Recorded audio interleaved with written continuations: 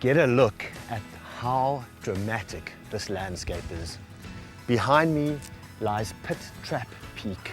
This was the peak or the site of the last known wild condor. This is the exact location that the last wild condor was trapped in 1987. We were really lucky to meet the man who caught the last known wild condor.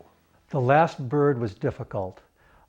We caught, I believe it was AC6, who was the second to the last bird.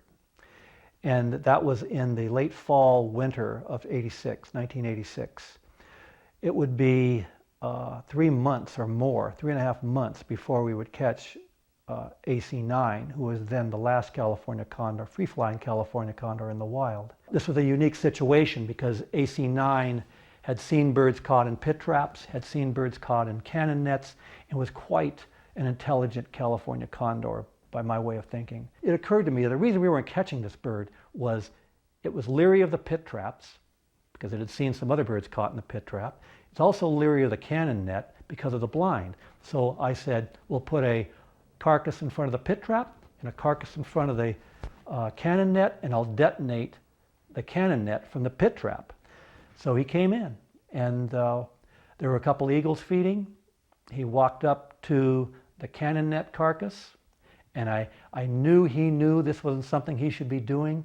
If you can imagine a bird with a neck like a condor, with its neck fully outstretched, knowing that there's something not good about this black and white carcass that it's had so many bad feelings about, eats a lot of them with no problems.